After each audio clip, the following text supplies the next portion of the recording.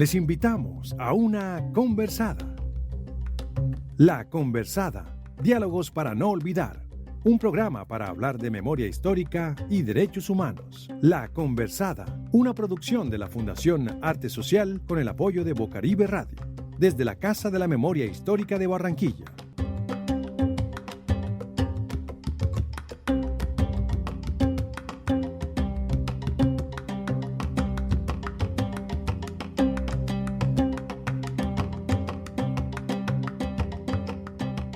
Buenas tardes a todos. Yesenia, muchas gracias por aceptar la invitación. También agradecerle a la Casa de la Memoria por el espacio que nos brinda para poder llevar a cabo este programa. Entonces, doy paso a la anfitriona aquí de la Casa de la Memoria para que nos cuente dónde estábamos y bueno, empezar a charlar, que es lo importante aquí. Bueno, muchas gracias, John Sebastián. Agradecemos su participación a Yesenia, a la emisora Bocaribe, agradecemos a la participación de la Fundación Arte Social por hacer posible este espacio en el día de hoy.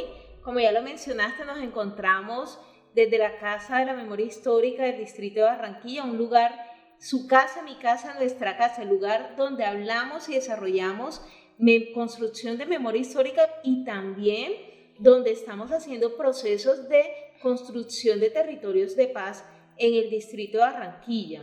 Entonces, le queremos dar la bienvenida. Este es un espacio para evocar, rememorar, conmemorar todos aquellos hechos victimizantes en el marco del conflicto armado en Colombia, pero también es un espacio para que hablemos de derechos humanos, También es un espacio para que hablemos de cómo podemos construir a partir de esas situaciones que han vivido y hemos vivido como ciudadanos colombianos en el marco de este conflicto y cómo podemos seguir trabajando mancomunadamente para construir estos territorios de paz, cómo podemos seguir construyendo paz con las nuevas generaciones y cómo podemos generar también espacios de reflexión y resignificación con la población víctima. Y recordemos que hablar de memoria es un tema de todos, la memoria histórica es de todos, la paz es un tema de todos, los derechos humanos es un tema de todos.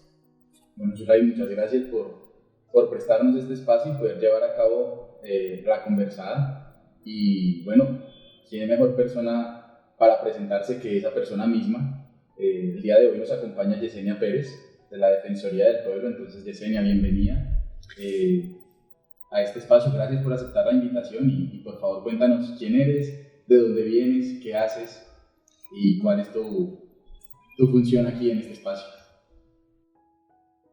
Bueno, agradecida primero que todo de contar con este espacio, de estar aquí, de ver cuando estos escenarios de construcción de paz se hacen posible. Digamos, yo soy una soñadora, soy una mujer de la esperanza y yo siento que la paz se construye en esos pequeños escenarios y creo que estos escenarios que se hacen para pedagogía de paz, para pedagogía de los derechos humanos, para pedagogía de los derechos de las víctimas, yo sí considero que son muy claves y son muy importantes y una articulación interesante que se hace entre las instituciones como la Casa de la Memoria, como la Fundación Arte Social y Bocaribe, que ponen a disposición sus micrófonos para hacer esta labor de promover y divulgar los derechos humanos, de promover y divulgar el derecho a la paz y en particular trabajar por la memoria. Mi nombre es Yesenia Pérez Sotero, yo soy de formación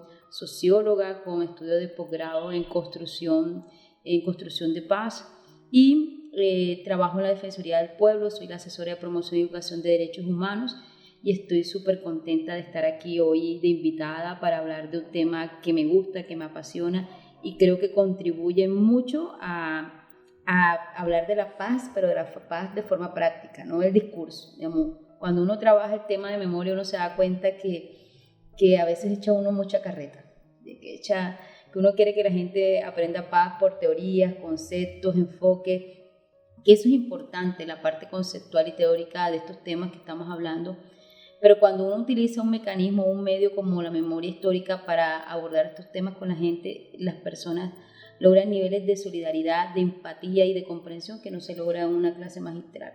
Entonces me encanta que estemos en un escenario reivindicando el gran papel y el motor para la reconciliación y la paz, que es la memoria histórica. Excelente, Eugenia. Pero antes de entrar en materia, déjanos saber ¿qué te ha llevado a trabajar por temas sociales? De la motivación, desde tu experiencia académica, laboral, etcétera, pero ¿qué te lleva a ti o qué te mueve a ti a comprometerte con la sociedad, a trabajar en temas que difícilmente cualquier otra persona trabajaría? Bueno, yo me he dedicado a estos temas que uno diría las causas sociales o eso de tratar de transformar el mundo, que parecería uno tratando de... cuando estaba en la universidad había un profesor que decía que a veces parece uno que estuviera cazando dragones, pero comenzando que los dragones no existen, ¿verdad? Entonces uno como caza algo que pareciera que no existiera. Entonces estos temas de la paz, estos temas de los derechos, de las libertades, de la inclusión social, que parecen temas que todo el mundo, todos los seres humanos reconocemos la importancia, pero lo vemos tan etario y tan inmaterial y tan lejano de alcanzar, de lograrlo, que entonces parece que uno estuviera trabajando, construyendo casitas sobre la arena, de naipes. Entonces, pero definitivamente yo creería que si no fuéramos estos Quijotes, Sanchos, tratando de conquistar los molinos de viento, no tuviéramos la realidad que tuviéramos. Yo digo que mucha gente habla que sin duda estamos en crisis, una crisis de la humanidad, una crisis civilizatoria, lo estamos sin duda. Yo me he dedicado a trabajar estos temas. Yo creo que la primera razón por la que estoy en este tema es porque, como dice la literatura, yo vengo de los de abajo, digamos. Muchas veces la gente cree que yo llegué aquí por la academia, por la sociología, no, yo llegué acá por una historia de vida, por un proyecto de vida. Soy la quinta hija de una madre soltera en un barrio periférico. En ese momento, te estoy hablando de hace muchos años, el barrio Santo Domingo de Guzmán. Hablemos de una madre soltera, un barrio estrato 1 sin oportunidades laborales, con 5 hijos. Y obviamente yo te diría que desde ahí comienza como mi historia de cercanía y de lucha y defensa de los derechos humanos, luchando por la vida digna propia, la mía, la de mi familia. Y comencé muy joven, me interesé, ejemplo, yo me acuerdo que yo comencé de joven de Juntación Comunal, allá comencé en mi barrio, metida en la juventud en el sector juventud de las juntas de acciones comunales, en los clubes. Estuve, ejemplo, en los grupos juveniles de las hermanas agustinas misioneras del Colegio Buen Consejo del Sur. Después también estuve en los grupos juveniles del Padre Cirilo, en el suroccidente de Barranquilla. Y después fueron muchas cosas que me fueron llevando una a otra. Fui religiosa, fui agustina misionera, después también fui del movimiento estudiantil cuando estuve en la universidad. Y una cosa me llevó a otra, y en cada escenario donde yo llegaba siempre veía la injusticia, los desequilibrios, el uso y el abuso, porque a veces ni siquiera es el uso de la violencia, sino el abuso del poder, de la violencia, todas esas injusticias naturalizadas. Yo creo que eso siempre me ha llevado a mí a interesarme sobre estos temas. Siento que no solamente es un ejercicio donde uno llega y transforma, que uno a veces se cree que uno es el que llega y transforma y lidera. Eso es mentira. Al contrario, esas realidades son las que terminan transformándote a ti. Yo creo que yo he sido como una vasija de barro, que en cada una de esas realidades que he llegado, trabajé muchos años desde la sociedad civil. Estuve en las organizaciones sociales, en las plataformas de derechos humanos, por muchos años ahí, trabajando en todos los temas de derechos ambientales, de derechos electorales, de lo que ustedes menos se imaginan, y termino ahora, en estos últimos años, en el servicio público, que también me parece una experiencia interesante, sobre todo porque uno viene de pronto de una creencia que desde el servicio público no se hace nada. La idea errada de la burocracia inútil que está ahí ganándose el sueldo, y de la corrupción también, pero entonces una gran sorpresa es que también en el servicio público uno encuentra, igualmente que en otros sectores, gente muy convencida, trabajando lo suyo, queriendo transformar, tratando de verdad de hacer el ejercicio de llevar a estas instituciones públicas a lo que es su mandato constitucional, en acercarla al cumplimiento de sus misiones, digamos, que en verdad sea un Estado social de derecho y uno encuentra servidores públicos súper comprometidos haciendo su tarea, su labor, fortaleciendo el Estado, y que no es una tarea fácil, porque eso hay que decirlo, tenemos unas debilidades estructurales en nuestra sociedad y en nuestras instituciones, donde definitivamente a veces la expectativa que tiene el ciudadano de lo que debe ser el Estado, la paz, el derecho, con su experiencia particular de lo que vive, que es eso, entonces él dice, uy, no, eso definitivamente está divorciado, las letras van por un lado, las leyes van por un lado, pero la realidad es otra.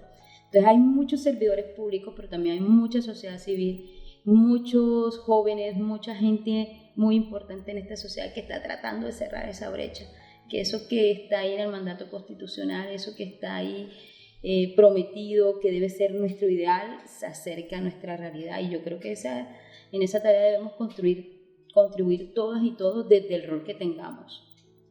Sí, la trayectoria ha sido bastante amplia la tuya por lo que veo, y digamos que ha venido evolucionando desde la función de exigir los derechos humanos, ¿sí? Pero ahora desde donde estás parada, que es de la Defensoría del Pueblo, pasas a desempeñar un papel de garante de derechos humanos, ¿sí? De crear, pues si bien es cierto que todos debemos estar comprometidos con la creación de espacios en donde se garanticen los derechos humanos, más aún cuando es función del Estado, ¿sí? ¿Cómo ha sido esa experiencia en la Defensoría y puntualmente desde tu labor, desde tu cargo, qué haces para estos temas de construcción de paz, de garantía de derechos humanos y bueno, lo que nos atañe en este espacio de construcción de memoria histórica?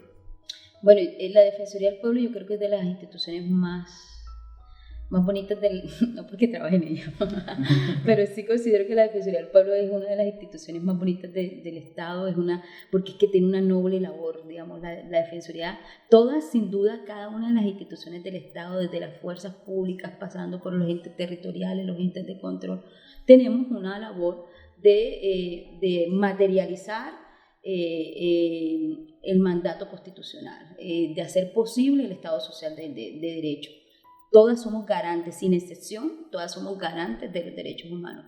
Sin embargo, como a la Defensoría en la Constitución de 1991 le dan el mandato constitucional de esta es la institución nacional que defiende y protege los derechos humanos, es decir, somos la institución nacional de derechos humanos que orienta los principios de París, definitivamente, entonces uno se siente mucho más empoderado de ser el garante. De ser garante desde un ejercicio que es amplio en la Defensoría del Pueblo.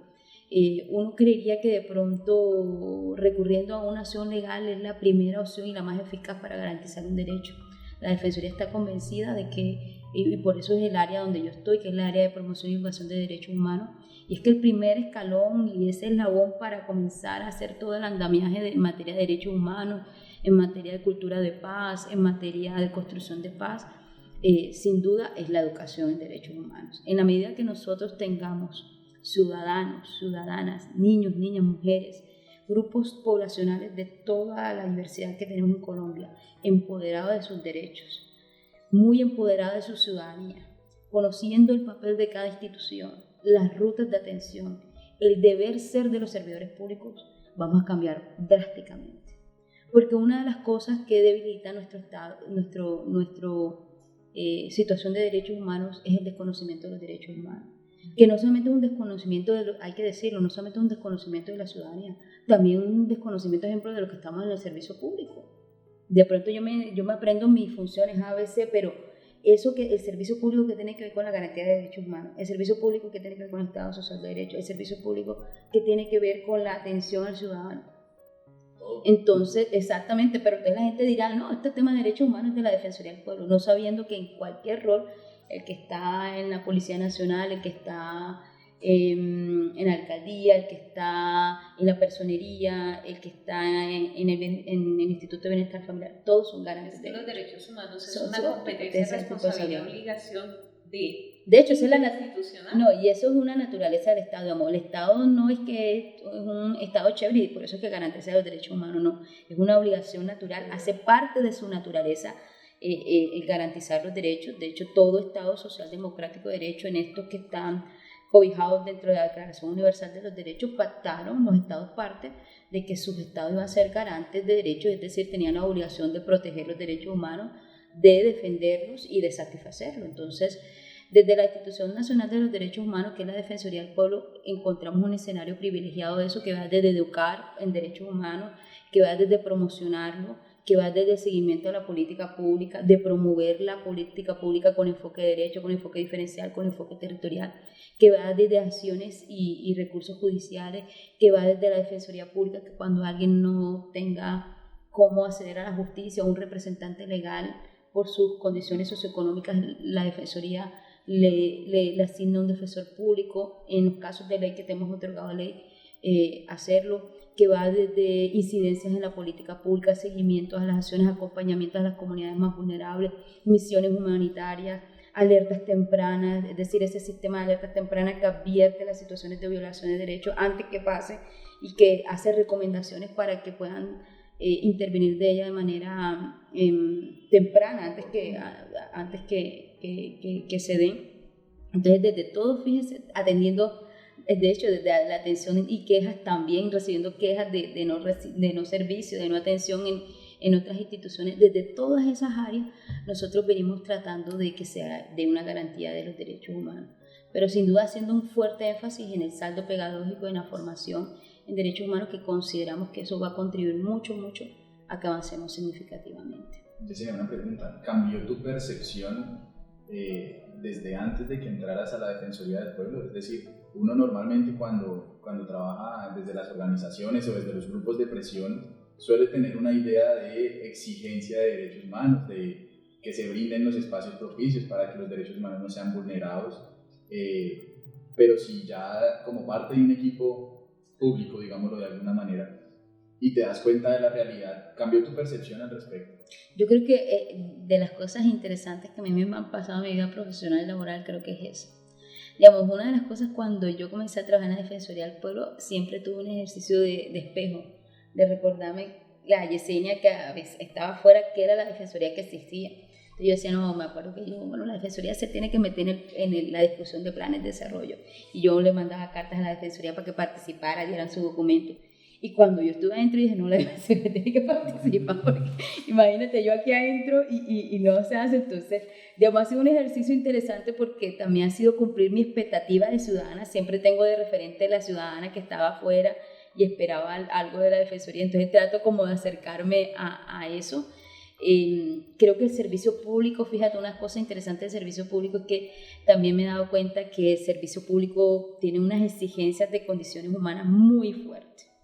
Debe ser competente, debe ser técnico, pero también debe ser mediador, pero también tiene que ser paciencia, de una entereza ética y mucho más en la Defensoría del Pueblo, que es la Casa de los Derechos. Entonces yo creo que ha sido como un ejercicio interesante. Me he encontrado con gente que comparte también esa misma visión del servicio público y todos los días cuando a veces me encuentro con situaciones complejas me recuerdo, así yo estaba. Y entonces eso creo que también me sirve porque digo, bueno, yo estuve de aquel lado, yo también exigí, también toqué muchas veces esta institución la puerta y esperaba una respuesta, pues trato de hacer honor a eso, hacer honor a eso, y por eso también siempre he sido muy inquieta, muy activa también por eso, pero también tengo que reconocer que hay una ciudadanía que yo soy de las convencidas que la ciudadanía tiene mucho que aportar. Qué lástima que las dinámicas reales que tenemos hace que la gente se vuelva apática y se aleje de las instituciones pensando que no van a servir para nada. Yo creo que ese es el peor discurso que nos podemos creer. Yo creo que al ciudadano le toca, en medio de la crisis y en medio de la contradicción que puede encontrar en la realidad, seguir confiando en las instituciones, porque en la medida que confía en ellas va a exigirle y van a hacerse más fuertes. No es lo mismo una institución que tenga todos los días a los ciudadanos ahí tocando a la puerta, exigiéndoles, venga, haga, no sé qué, que va a haber una institucionalidad obligada a responderle a eso, a una institución olvidada, dejada al desdén, a la indiferencia. Entonces yo sí considero que definitivamente un papel protagónico en nuestras formaciones de unas instituciones más garantes de derechos es la ciudadanía activa, responsable, informada, exigiendo. Bueno, rescato que no has perdido el punto de partida, digamos, porque no olvidas el activismo que tú realizaste. Mi mamá dice que al cura no se le puede olvidar cuando lo entrevistan. Entonces, bacano que tú, digamos, trasladas esas experiencias desde la sociedad civil y grupos de presión ahora a tu cargo como funcionaria pública, entonces lo rescato bastante. Yesenia, déjanos saber qué hace actualmente la Defensoría del Pueblo, acá puntualmente en Barranquilla, en la costa, cuáles son sus labores, cuáles son las diferentes estrategias, actividades que han venido desarrollando que vinculen estos temas de desarrollo de derechos humanos y de memoria histórica. Mira, la Defensoría del Pueblo, es una institución a nivel nacional. Tenemos presencia en todos los departamentos del país. Tenemos no solamente en todos los departamentos, también tenemos unos territorios muy específicos que, si bien no constituyen un departamento en sí, hacemos presencia por la alta vulnerabilidad que tienen estos territorios. Ejemplo, nosotros tenemos Defensoría del Pueblo en Magdalena, pero tenemos una en Magdalena Medio también. Tenemos una en Antioquia, pero tenemos una en Urabá. Tenemos en el Valle del Cauca una, pero tenemos una en Buenaventura, digamos, porque priorizadas, porque son territorios que sabemos que van a requerir una presencia permanente de la Defensoría del Pueblo. Entonces, ahí estamos. Nosotros venimos trabajando. De hecho, hace 30 años venimos trabajando desde la Constitución de 1991, que se crea la Defensoría, viene haciendo una labor en la protección y defensa de los derechos humanos, que va desde todos los ámbitos, va a un ámbito institucional, es decir, nosotros también hacemos seguimiento en materia de derechos humanos, hacemos acompañamientos a las políticas públicas, hacemos un trabajo de incidencia, pero también con las comunidades en los territorios más vulnerables. La Defensoría también se ha ampliado, porque es que nosotros no tenemos el mismo país que hace 30 años.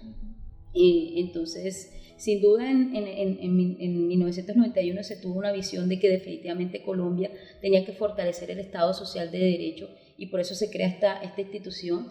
Han pasado 30 años donde entonces también hemos dado cuenta que tenemos mayores demandas y demandan mucho mayor esfuerzo cuando, ejemplo, persiste el conflicto armado. Entonces nosotros tenemos una serie de acciones que están repartidas entre direcciones y delegadas. Nosotros, por ejemplo, tenemos una delegada de víctimas, que es bueno que la gente que escucha el programa sepa que la Defensoría tiene una delegada de atención y orientación a las víctimas. ¿Y dónde la puede encontrar? ¿Dónde está su nuestra sede está en la calle 68B, número 50-119. Atendemos ahí de manera presencial, pero también con esto de la virtualidad también se amplió nuestras formas de atención. Atendemos también a través de nuestro correo electrónico, que es atlantico@defensoria.gov.co. Atendemos desde nuestra página web. La página web tiene un servicio en línea, que apenas usted entra a la página web, encuentra servicio en línea, usted da clic ahí, le sale un formulario, llenan, y nosotros recepcionamos también las solicitudes y las peticiones que nos hagan los ciudadanos. Tenemos servicios que van desde diferentes especializaciones. Les decía, ejemplo, la delegada de víctima y orientación, que ayuda en todos estos temas humanitarios, toma de declaración a las víctimas, alguna novedad, asistencia legal. También tenemos, ejemplo, la delegada de Mujer y Asuntos de Género, que ayuda a activar la ruta a mujeres víctimas de la violencia de género, hace seguimiento a la política pública de mujer. Tenemos también el escenario del sistema de alertas tempranas, que ahorita le advertía, que es un sistema que se encarga de monitorear la situación de graves violaciones de derechos humanos en los territorios, y advierte sus situaciones y le da recomendaciones a las autoridades competentes para incidir en esos escenarios de forma preventiva y estructural. También tenemos el área en la que me encuentro yo, que es la promoción y educación de derechos humanos, donde hacemos una labor pedagógica alrededor de empoderamiento de los derechos humanos. Lo hacemos con todos los actores, no solamente con la ciudadanía, con los comunales, con los veedores, con las mujeres, niños, sino también, ejemplo, lo hacemos con los servidores públicos, las fuerzas públicas, con todos los actores intervenimos. Tenemos también la Defensoría Pública, que está desde que muchas veces es como controversial, pero bueno, también una persona privada de la libertad tiene derecho y tiene una dignidad humana. Entonces, por eso, para garantías procesales, judiciales, el debido proceso, el acceso a la justicia, tenemos abogados, defensores públicos para esa población. Tenemos también defensores públicos que se encargan en asesorar en materia legal, laboral, familia. Tenemos todo el tema de atención y quejas, que recepciona cuando usted tiene quejas con un servicio público, con una EPS que no lo quiere atender, Es bastante amplio. Sí, es que es bastante amplio. Y también, ejemplo, fíjate, tenemos ahora también la delegada de movilidad humana, que antes se cargaba solamente de la población desplazada y ahora ha ampliado su oferta con la población migrante. Tenemos una casa de los derechos. Ejemplo, hago cuña aquí para que la gente sepa que tenemos esta sede, que es la sede principal, pero desde el 2018, finales del 2018, tenemos una sede que se llama, de una estrategia institucional que se llama Casa de los Derechos, donde descentralizamos la atención en términos humanitarios en un territorio que requiere de mucha de nuestra presencia. Y ejemplo, es la primera casa que hay en la región Caribe, que la tenemos ahí en Soledad, y que tiene un énfasis en particular de atención a población migrante. Tenemos asuntos étnicos, también tenemos compañeros que trabajan en asuntos étnicos, tanto para población rum, afrodescendiente como indígena. Entonces, tenemos medio ambiente, derechos económicos, sociales y culturales. Entonces, es demasiado la demanda. Yo aquí les hablo así, y usted se imagina una defensoría del pueblo con 1000 trabajadores. Somos poquitos, no somos tantos, somos poquitos, pero los poquitos que tenemos unos retos enormes para responder a todas esas temáticas y a realizar todos esos acompañamientos que requieren la movilización, la protesta, y también estamos haciendo el ejercicio de mediación, que también hace parte de nuestra naturaleza. Yesenia, una pregunta. ¿Cuál crees tú que es la situación actual de Barranquilla en tema de derechos humanos? Yo creo que el país en general tiene muchos retos en materia de derechos humanos. Definitivamente tenemos dos contextos muy difíciles que afrontar en materia de derechos humanos. Uno, el tema del contexto de desigualdad, la pobreza. Definitivamente cuando hay desigualdad y pobreza estructural en cualquier territorio, eso es un contexto que va a permitir que se presente una serie de vulneraciones de derechos, porque la población que habita esos territorios va a estar mucho más susceptible a riesgo y vulneraciones de sus derechos humanos. Va a tener problemas para acceder a la educación, para acceder a un empleo digno, educación, mínimos vitales. Entonces ese contexto lo tenemos en un porcentaje muy alto de la población, del cual Barranquilla no escapa, y el otro contexto es el contexto del conflicto armado, ¿sí?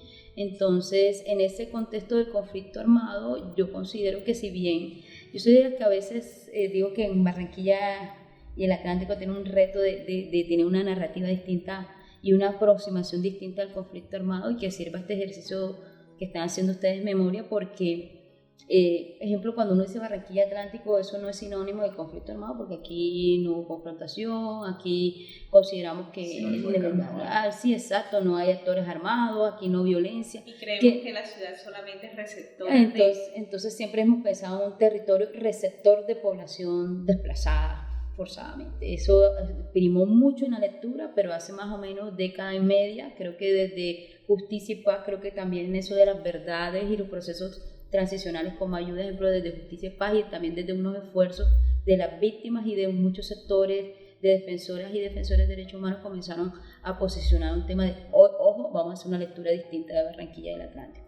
Si bien no fuimos un territorio de confrontación armada como lo tenemos de pronto en la mirada tradicional del conflicto, sí se han dado dinámicas de conflicto armado en nuestro territorio que violentaron derechos, que hicieron asesinatos selectivos. Hubo una masacre en Pita y Cienaguita, al sur del departamento, en el municipio de Repelón, la incursión del paramilitarismo en la Universidad del Atlántico. Entonces, sin duda, es también reconocer que hay unas dinámicas también propias. Yo siento que tenemos mucho que abandonar. Sin duda tenemos algunos avances en materia de cobertura de educación, de salud, que son innegables, reconocer esos avances en materia de derechos humanos, pero sin duda también hay unos territorios muy pendientes, unas poblaciones muy pendientes en términos de inclusión, de no discriminación, de no estigmatización, de prevención, ejemplo, de la violencia. ¿Cómo hacemos estrategias, ejemplo, para prevenir que tantos jóvenes estén vinculados a dinámicas de ilegalidad, de economías ilegales? Porque definitivamente hay unos cinturones de pobreza y unas dinámicas de economía ilegal que nos ponen en riesgo. Yo sí creo que en materia de derechos humanos nosotros tenemos también muchas asignaturas pendientes, muchos frentes de trabajo, que va desde trabajar desde diferentes sectores poblacionales, desde priorizar algunos territorios donde siempre es más vulnerable los derechos humanos, y donde priorizar algunas políticas públicas, como las políticas públicas de seguridad alimentaria, que viene siendo como alertando muchas veces a las comunidades donde estamos que hay un tema de inseguridad alimentaria. Eso sí hay que prestarle atención, los niños, las niñas, las mujeres, el tema de feminicidios. Yo creo que hay mucho en materia de derechos humanos que avanzar. Y no se puede negar que Barranquilla no ha sido ajena al conflicto ni a dinámicas violentas. De hecho, estamos en un inmueble que se funda en pro de la conservación de la memoria, de la historia, pero también se nombra en honor a un personaje referente. Zulay, cuéntanos quién es, cuéntanos por qué la Casa de la Memoria se llama así, y bueno, también para hacer eco de que Barranquilla no ha sido ajena en absoluto a temas de conflicto armado ni temas violentos. Entonces, cuéntanos, la Casa de la Memoria, ¿cuál es el apellido de la Casa de la Memoria? Bueno, sí es cierto, más que un inmueble, esto es un lugar de memoria, y es un lugar de memoria que surge a raíz de la sentencia de Edgar Ignacio Fierro, en donde es una exhortación y una medida de satisfacción que se da a raíz del asesinato del profesor Alfredo Correa de Andrés, y por eso se le da el nombre a la Casa de la Memoria y a la plazoleta que conocíamos como la plazoleta de la memoria, o conocida también como la plazoleta del Cementerio Universal, pero que el nombre como tal es plazoleta Alfredo Correa de Andrés. De por sí los quiero invitar porque en la parte externa de la Casa de la Memoria hay una placa en conmemoración a las víctimas del conflicto armado. Y yo creo que pasamos muchas veces por la plazoleta, llegamos a la Casa de la Memoria y no sabemos ni siquiera dónde está ubicada esta placa. Y de igual manera también estamos realizando un trabajo también de cuáles son esos lugares de memoria aquí en Barranquilla, porque no solamente esa plazoleta recibe el nombre de plazoleta de la memoria por el asesinato del profesor, sino también porque este era un punto céntrico donde en algún momento de la historia en Barranquilla se hacían reclutamientos de personas. Entonces traían a las personas a la plazoleta, reclutaban, ejecutaban, etc. Recordemos que estamos ubicados en el centro de la ciudad de Barranquilla, donde inició la ciudad de Barranquilla. Ya la ciudad posteriormente fue creciendo hacia el norte, hacia el sur, y bueno, ya nos hemos ido descentralizando de los inicios, pero la razón de ser de la infraestructura de años atrás es por eso, porque por aquí se empezó, y de igual manera no solamente inició aquí el desarrollo de la ciudad, sino también el desarrollo de todas esas situaciones que están relacionadas al conflicto armado y cómo llegó a la ciudad de Barranquilla de unas maneras inclusive muy subliminales y de una manera no tan manifiesta como se presentó en otros lugares, en otros espacios del país. Importante también mencionar que a nivel nacional existe una fecha de conmemoración y solidaridad con las víctimas del conflicto armado, que es el 9 de abril, pero a nivel distrital, que es bueno que los barranquilleros... A raíz de la sentencia es el 17 de septiembre, se conmemora todos los años el día en el distrito de Barranquilla a las víctimas del conflicto armado. Sí, de conmemoración y solidaridad. De hecho, esa fue la fecha en la que asesinaron a Alfredo Correa Andrés. Y sería muy importante, ya que no lo estás preguntando, pero sí, y es que esto no fue porque en honor a Alfredo Correa de Andrés se hace lugares de memoria. Es que el profesor en el 2004 era docente de la Universidad del Norte, Simón Bolívar, del Atlántico, y fue una de aquellas personas que inició todo el proceso de investigaciones en cómo incidía, cómo se estaban desarrollando el conflicto armado y por cómo esto estaba generando que las poblaciones se desplazaran.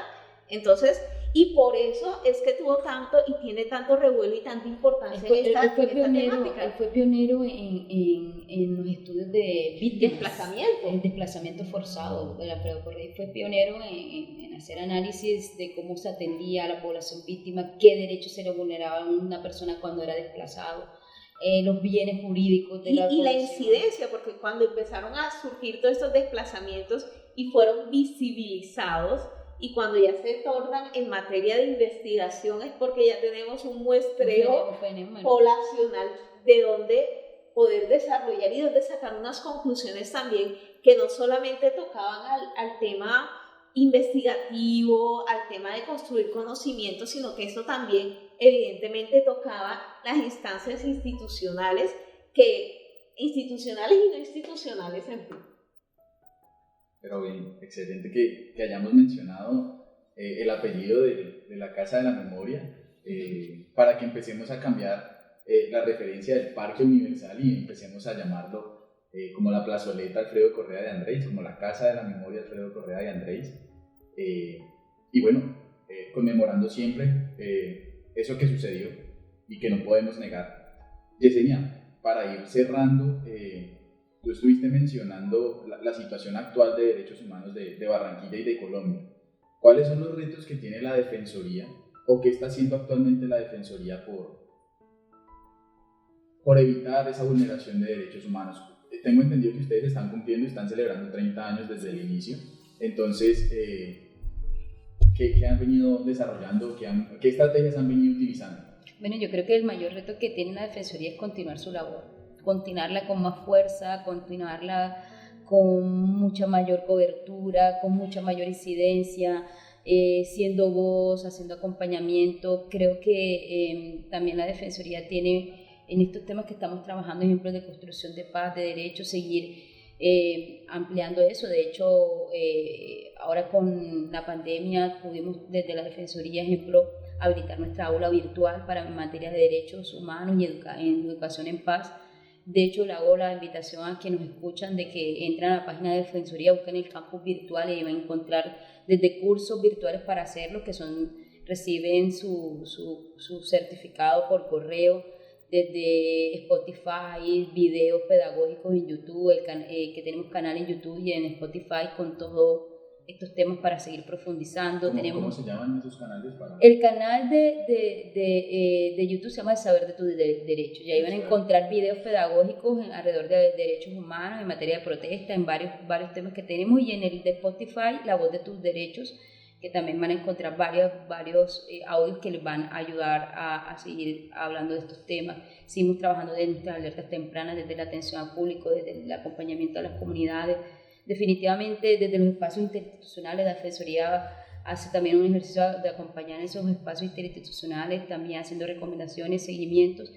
Y yo creo que, fíjate que ahora hablando del trabajo de la Defensoría y que tal vez mucha gente a veces todavía 30 años después de existencia no conoce la Defensoría, si la conoce no sabe qué hace. La Defensoría tiene ahora, hace dos semanas lanzó, y la voy a compartir aquí, una iniciativa nueva que tenemos a nivel institucional que se llama el Museo de los Derechos Humanos. El Museo de los Derechos Humanos va a ser una iniciativa para visibilizar todo ese trabajo que ha hecho por 30 años la Defensoría del Pueblo en materia de proteger y defender los derechos humanos, que no lo ha hecho sola, lo ha hecho de mano de las comunidades, de los territorios, lo ha hecho de mano del resto de la institucionalidad, lo ha hecho de mano de los defensores y defensoras de derechos humanos en esos temas que nosotros tenemos, que tú acabas de decir, y estos temas, ¿cuáles? Digamos, esos son uno de los temas que nosotros tenemos priorizados, el tema que nos alarma mucho, el tema de la violencia contra líderes sociales o contra defensores y defensoras de derechos humanos. Requerimos avanzar en garantías de que la gente pueda trabajar por los derechos humanos y no sea estigmatizada, no sea señalada, no sea violentada, no sea asesinada, digamos, que nosotros hagamos parte de esos indicadores mundiales de no garantía a los defensores de derechos humanos, no de garantía a los líderes ambientales.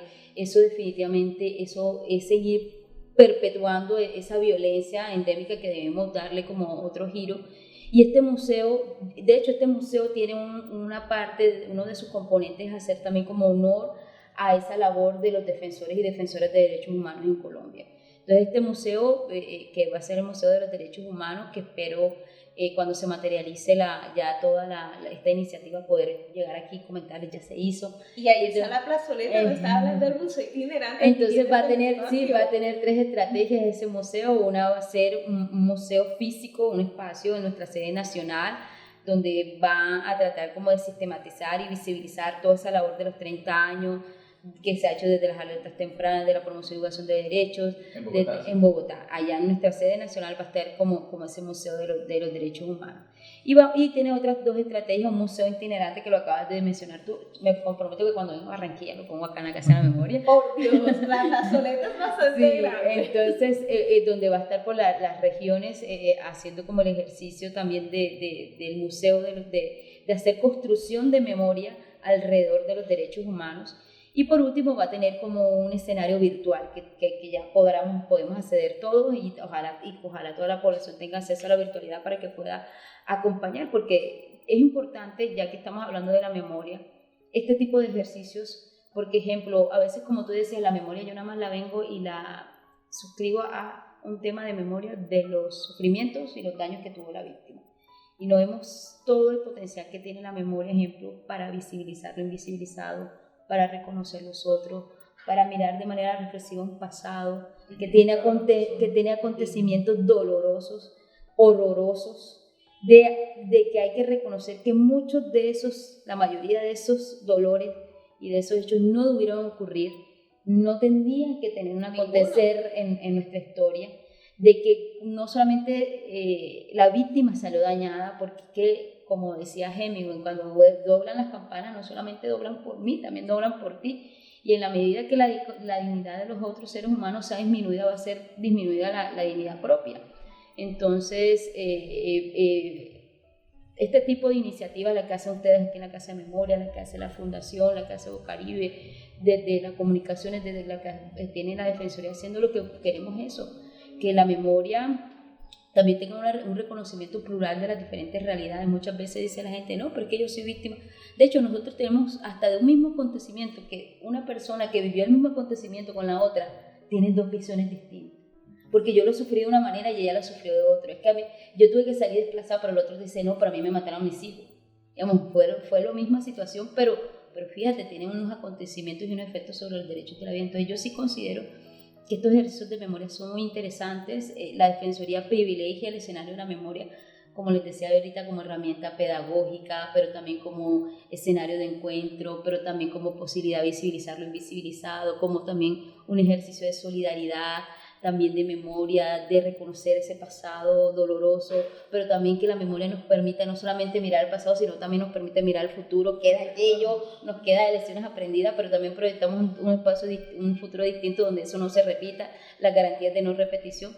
Entonces también nuestro Museo de Memoria, también, digamos, nuestro Museo de los Derechos Humanos, creo que también va a aportar mucho eso desde nuestra óptica, que ha sido la defensa de los derechos humanos. Por ejemplo, más cientos de defensores en los últimos 4 años, defensores y líderes sociales. Hay que hacerle un honor a todas esas personas porque sin duda perdimos sus vidas, pero ellos aportaron mucho a la construcción de un nuevo país. Bueno, la invitación es a sumarnos a todos a este tipo de iniciativas. Pues la Defensoría creo que ya cuenta con la Fundación Arte Social y con la Casa de la Memoria como aliados, y ellos también cuentan con la Defensoría como aliada. Así que la invitación es a seguir fomentando estos espacios de activismo, de lucha, de resistencia, y que es de rescatar la labor que ustedes hacen, y pues en especial tú, cómo has construido tu trayectoria desde grupos de presión, desde sociedad civil, y ahora... Hay que invitar a la gente que haga un recorrido de memoria histórica en el Atlántico. Que pase por la universidad, que pase por aquí, por la plaza, que llegue a la Cayena de creo que es Polo Nuevo, no, Ponedera, no, Polo Nuevo. La Cayena es en Polo Nuevo, que llegue al mapa de Santo Tomás, que llegue a Soledad, digamos, que llegue a conocer las placas que tienen las víctimas de Repelón, allá en Pite Cienaguita, en la zona veredal, que cuando uno llega allá uno dice, esto parece otro Atlántico. No lo tiene uno registrado hasta que llega allá. Entonces, invitar a la gente que pase por aquí, llega a la placa, la vean, cuando vea el mural del profe Alfredo, sepan de qué persona se referías tú cuando estabas hablando. Correcto. Ese es el objetivo y ese es el propósito en lo que nos... Este es un barco y estamos en un viaje que se llama Construyendo y Rescatando la Memoria Histórica, y también construyendo territorios de paz, y es justamente no olvidar, pero también es justamente dignificar y resignificar aquello que hemos vivido para poder aprender y para que podamos aprender todos. Y vuelvo a lo que decía al inicio, la memoria y la paz es algo de todos. Esto no es algo excluyente. Es una maratón, una marcha de largo aliento y no una carrera. Entonces, nuevamente agradecerte, Yesenia, por tu participación en este espacio, La Conversada, Diálogos para no olvidar, y a la Casa de la Memoria por prestarnos la instalación para poder llevar a cabo el programa. Nos veremos en un próximo espacio, en un próximo episodio, y gracias. La Conversada, Diálogos para no olvidar. Un programa para hablar de memoria histórica y derechos humanos. La Conversada, una producción de la Fundación Arte Social con el apoyo de Bocaribe Radio, desde la Casa de la Memoria Histórica de Barranquilla.